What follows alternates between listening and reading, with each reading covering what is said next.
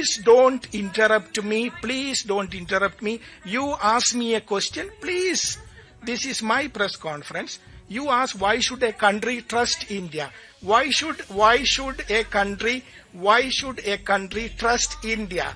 Why should a country trust India? Let me answer that question, please. The secretary in charge of the visit, it is my responsibility to address the media and take questions. So I have been doing that and I will continue to do that. The lack of media interactions during Prime Minister Narendra Modi's joint press statement with his Norwegian counterpart on May 18th during his Europe trip came under scrutiny at a later Ministry of External Affairs briefing, where journalists pressed officials on PM not taking questions from the so-called freest press in the world. PM Modi was in Norway for the fourth leg of his five-nation tour and slated to head to Italy on May 19th. He reached Oslo after visiting the United Arab Emirates, UAE, the Netherlands, and Sweden. Norwegian newspaper commentator Hellang shared on X a video of PM Modi walking out of the joint statement venue and said in the caption that PM Modi did not take a question. The journalist's post of PM Modi exiting the press briefing, which sparked varying reactions, also spilled into an MEA presser, where Indian officials faced questions. Two occasions during this visit, you've been confronted by questions about Prime Minister Modi not taking, questions at a press conference with him and the leader of the host country. So I wanted to ask you if the leaders of these host countries have raised any requests for the Prime Minister to stand with them as is convention in their countries. And is there any plan to revise that policy? Thank you. The secretary in charge of the visit, it is my responsibility to address the media and take questions. So I have been doing that and I will continue to do that. Hi, my name is Helle. I come from the Norwegian newspaper Dagsavisen. I am wondering, as we strengthen our partnership, why should we trust you? Can you promise that you will try to stop the human rights violations that goes on in your country? And also, will the Prime Minister start taking critical questions from the Indian press at some point in the future? Why should we trust you? Oh, that's okay. And on the human rights situation. You ask me question, let me answer it. Okay? Let me give a background of what India is and why should the world trust India. Let us look at the few challenges that the world faced in the last few years. COVID was a big challenge the world faced. And how do you test the trust on a country? One, what is a country? A country today has four elements. One, population. Two, government. Third, sovereignty. And fourth, territory. So that is what makes a country a country. And we are proud that we are a civilizational country of 5,000 years old. Continuous civilization.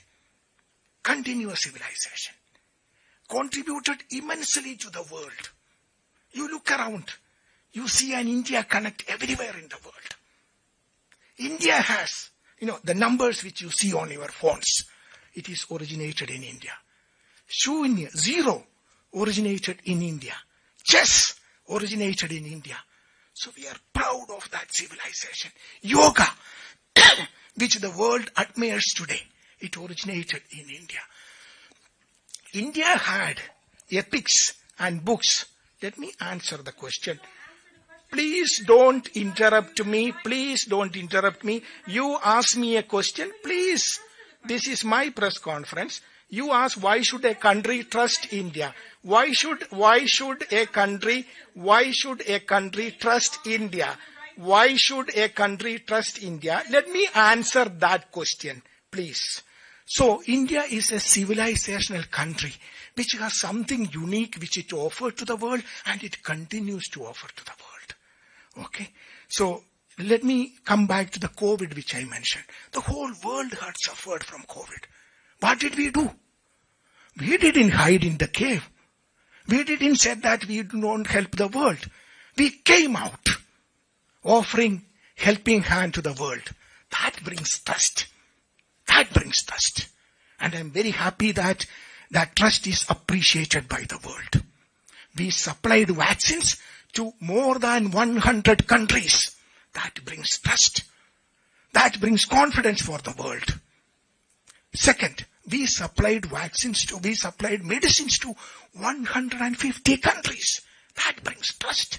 And that is what the world is trusting us. Let me give you an example.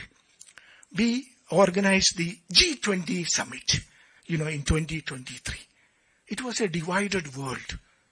World was divided immediately after the Ukraine-Russia conflict. In a divided world, what did India do? India was able to bring the world together. Before the 2023 G20 meeting, there couldn't be a joint declaration. After the G20, which India held in 2024, there couldn't be a joint declaration. But when India organized the G20 in 2023, what happened? The whole world, despite the differences, came together and we were able to adopt a common global declaration, the Delhi Declaration. This shows the trust of the world towards India. Another example. Let me finish my question. Let me finish my answer to the question. You ask me a question. You ask me a question. You ask me a question, let me answer. You ask me a question, let me answer. Okay?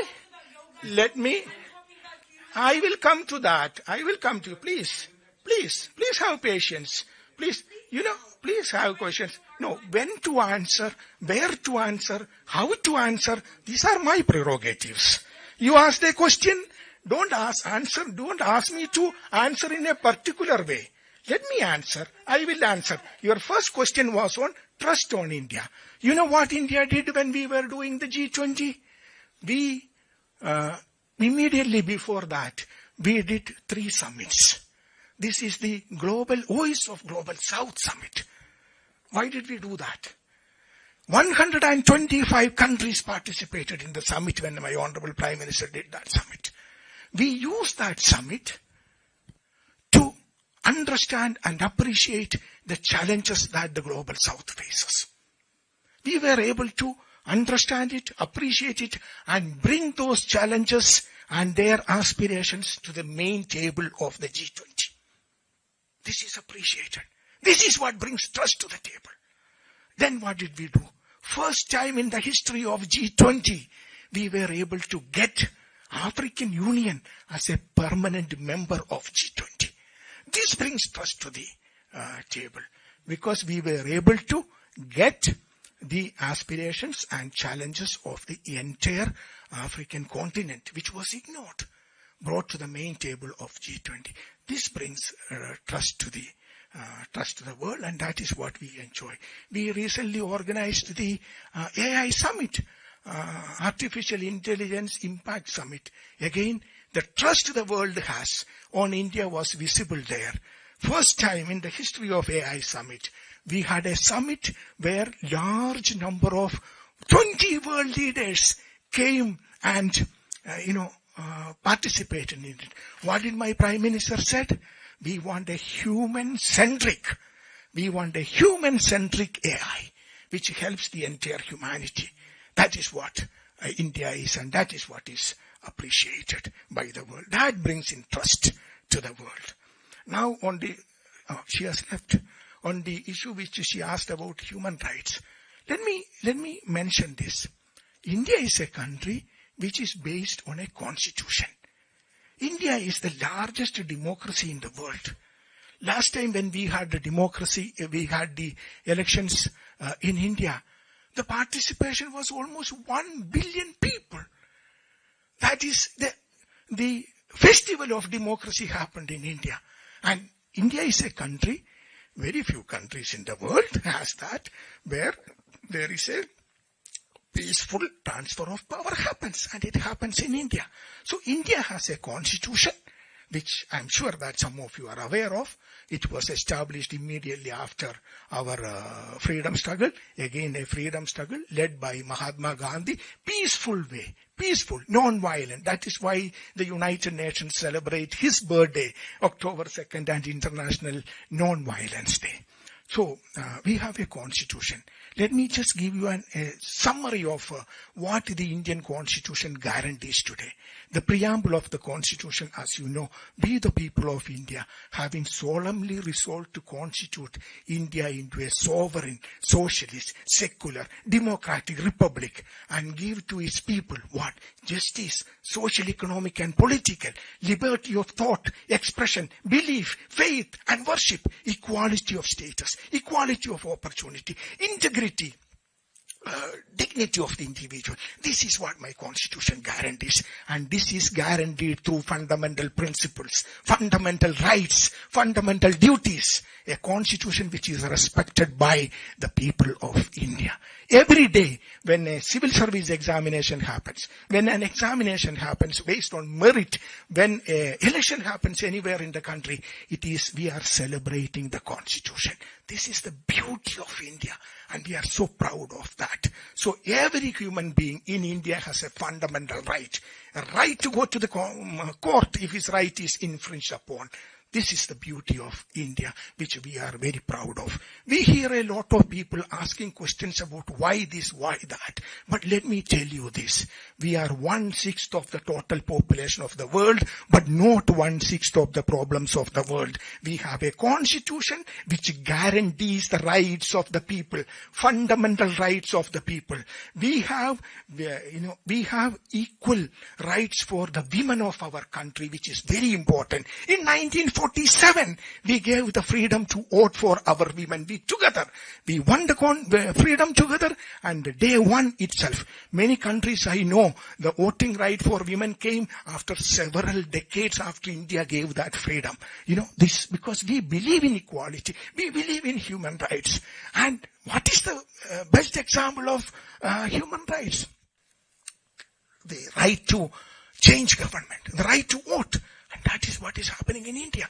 We are so proud of that. But we have a constitution, as I said, which guarantees the fundamental rights of our people. If anyone whose rights are violated, they have the right to go to court.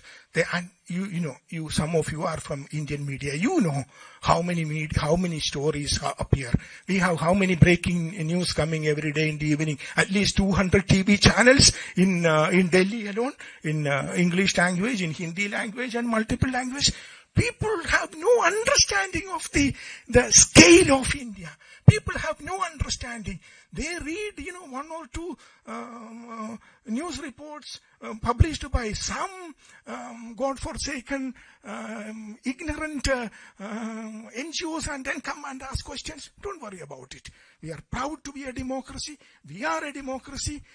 Actually, if you look at it, let me share something very interesting. India is a democratic society. It is not in 1947 we became democracy. We were a democratic society for centuries, for millennia, and we are proud of that. If you look at it in the history of India, which continues even today, you will see that whenever there was persecution anywhere in the world, they came to India, and Indian society accepted everyone. That is why we have this diversity in India. We embrace the world. We did not eliminate. We did not go for ethnic cleansing, which many countries today have only one religion, today only have one ethnicity. Why? Their forefathers eliminated the rest of them. That is not how we did it. Okay? We have diversity because we have tolerance. We have diversity because we embrace diversity. Whenever the world has faced problems, we welcome them. Same thing we did for COVID. So I think I explained it enough, no? The last question of this gentleman here. Third largest economy, what are we going to do? What are we going to do about it? See, I touched upon the essence of India's foreign policy. Okay, India has always been a responsible power. We have supplied the largest peacekeepers to the world. United Nations. India is the largest supplier of peacekeepers to the United Nations, which continues to be the case. We are proud of that. We are peacemakers.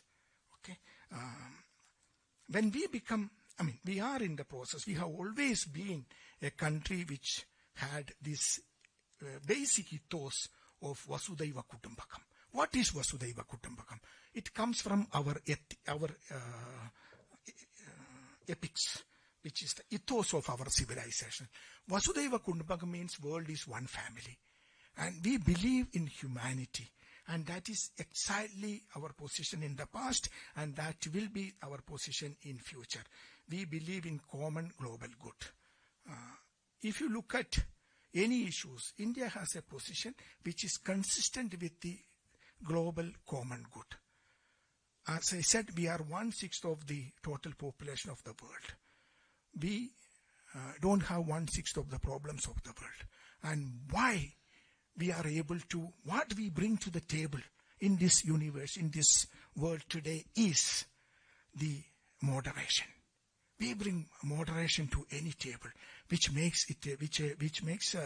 shows how responsible we are. But it is based on our ethos of Vasudhaiva Kutumbakam, world is one family. That was the main theme of our G20 summit also when we organized. Exactly the reason why we were able to bring the global south to the table. We were able to bring African Union to the table. So we have been a responsible country. We believe in common good, and we will continue to engage the world with that ethos of Vasudhaiva Kutumbakam, world is one family.